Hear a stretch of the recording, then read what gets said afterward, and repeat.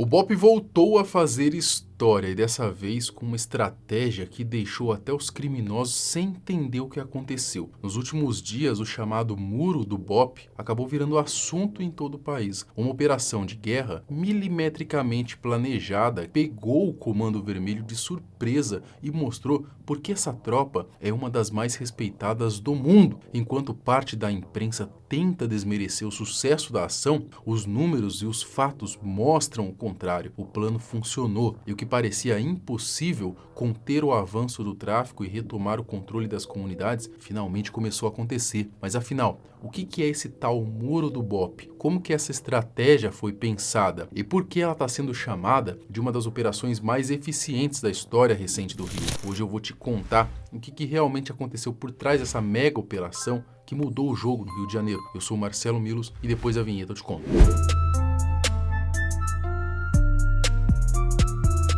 A mega operação da polícia do Rio de Janeiro nos complexos do Alemão e da Penha vem dominando os noticiários desde a semana passada e com razão. Entre os muitos detalhes que chamaram a atenção, um em especial virou assunto em todo o país. A estratégia que ajudou a dizimar boa parte dos criminosos, o chamado Muro do BOPE. Mas antes de falar sobre esse plano ousado, é importante entender o terreno onde tudo aconteceu. A região é um verdadeiro labirinto, morros interligados, vielas estreitas e passagens que formam um corredor estratégico para o tráfico comandado pelo Comando Vermelho. É o tipo de lugar onde, em questão de minutos, um bandido pode sair de uma favela e aparecer em outra, se misturar aos moradores e simplesmente sumir antes da polícia conseguir cercar. Foi diante desse cenário que o BOPE resolveu agir com uma tática inédita, um plano que levou meses de preparação e cálculos minuciosos. O objetivo era direto: impedir o deslocamento das facções, isolar o território,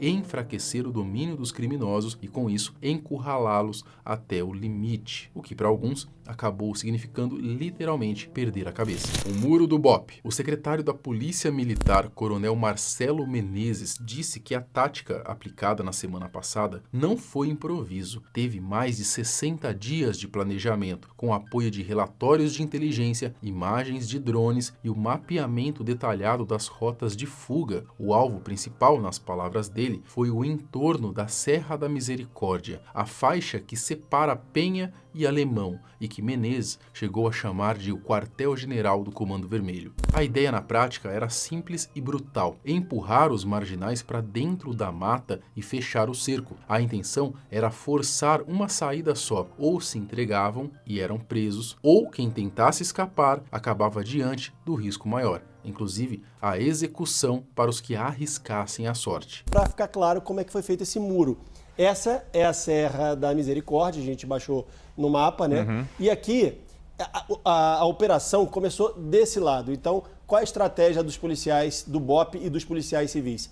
Empurrar os criminosos para dentro dessa mata que fica exatamente no meio do complexo do Alemão, tá? E aí, quando os criminosos tentam resistir e não conseguem, eles têm por tradição fugir por dentro dessa mata. A gente lembra disso na operação de 2010, em que os criminosos, essa imagem ficou emblemática, em que os criminosos fugiam das forças de segurança, inclusive das Forças Armadas, por uma estrada de terra que dá acesso à Serra da Misericórdia. Então a polícia usou essa estratégia de tentar cercar esses criminosos. Sem as rotas de fuga da Serra da Misericórdia, os criminosos ficaram completamente perdidos. E aí, meu amigo, ficou ruim para os caras. Como lembrou o analista da CNN, Leandro Stoliar, o BOPE aprendeu com os erros do passado, principalmente com a operação de 2010 no Complexo do Alemão, quando dezenas de bandidos escaparam justamente por aquele mesmo trecho de mata. Mas, Rodrigo, esses homens estão fugindo da Vila Cruzeiro. Há policiais do outro lado para cercá-los? Márcio, não existe. A operação coordenada no Complexo do Alemão ela não ocorreu. Seria uma operação maior ainda, Márcio, que essa já realizada. Desta vez, 15 anos depois, a história foi diferente. A polícia já conhecia o terreno, estudou cada rota e entrou preparada para não deixar ninguém sair. E dessa vez, não deixou mesmo. E aqui a gente consegue ver exatamente o caminho usado pelos bandidos dos dois lados, normalmente utilizado nessa fuga. Você acha que eles aprenderam aquela lição de 2010, quando houve uma bem-sucedida operação, ainda mais que houve a integração entre forças federais e forças locais do estado do Rio de Janeiro, mas não houve grandes prisões, não houve tantas prisões assim por causa daquela fuga? Esse muro entre mil aspas aí, foi resultado daquela experiência? Certeza que foi resultado daquela experiência. O Complexo da Penha e o Complexo do Alemão, eles são interligados pela Serra da Misericórdia. E aí essa estrada que você mostrou, Márcio, ela faz esse corte por dentro da Serra da Misericórdia, provavelmente feito pelos próprios criminosos. Então, isso tudo ali, a polícia não tem acesso, nós não temos acesso. Os traficantes é que usam essa área. Então, eles provavelmente também criaram essa estrada para poder interligar o Complexo da Penha com o Complexo do Alemão. Os criminosos foram pegos totalmente de surpresa, tanto que em vários vídeos dá para ver eles caminhando rumo à rota de fuga na maior tranquilidade, certos de que conseguiriam escapar, como sempre fizeram. O problema é que dessa vez o jogo virou. Eles achavam que estavam fugindo, mas na verdade estavam indo direto para o cerco. Mal sabiam o que estava esperando por eles do outro lado. Essa imagem, você vê que eles não estão correndo. A polícia está subindo o morro, como você bem disse, tanto no Complexo da Penha quanto no Complexo do Alemão, e perceba que eles estão em fuga. Mas eles estão caminhando para dentro da mata, talvez sabendo que ali é um lugar seguro para eles, pois em outras operações policiais eles sempre conseguiram abrigo nessa mata.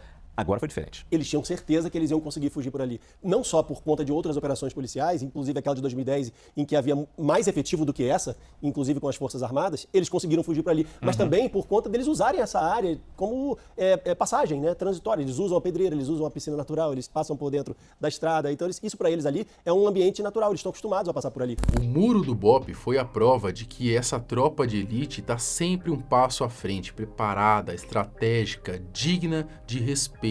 É o tipo de operação que faz qualquer brasileiro sentir orgulho. E, sinceramente, o que meia dúzia de especialistas que nunca pegaram numa arma fala, pouco importa. Esses que vivem defendendo bandido e posando de intelectuais de sofá não têm moral nenhuma para opinar. O fato é que policiais do mundo inteiro vêm ao Brasil para aprender com o BOPE. A tropa é reconhecida pela disciplina, precisão e coragem. Eles agiram dentro dos protocolos, fizeram o que precisava ser feito e quem se entregou foi preso. Agora, os que resolveram enfrentar sabiam bem o risco que corriam. É hipocrisia cobrar que o BOPE entre em guerra com flores nas mãos. Os anjinhos que boa parte da esquerda protege estão sempre armados até os dentes, prontos para atirar em qualquer policial. E ainda tem gente que quer criticar quem arrisca a vida para devolver o mínimo de paz à população. O que aconteceu no Rio de Janeiro deixa um recado claro. Quando o Estado age com inteligência e firmeza, o crime recua. Pena que enquanto o governo federal fecha os olhos, é o BOPE quem ainda mostra que existe coragem nesse país. Eu já admirava o batalhão deles, mas depois dessa operação, o respeito só aumentou. A lista que cala os críticos da operação.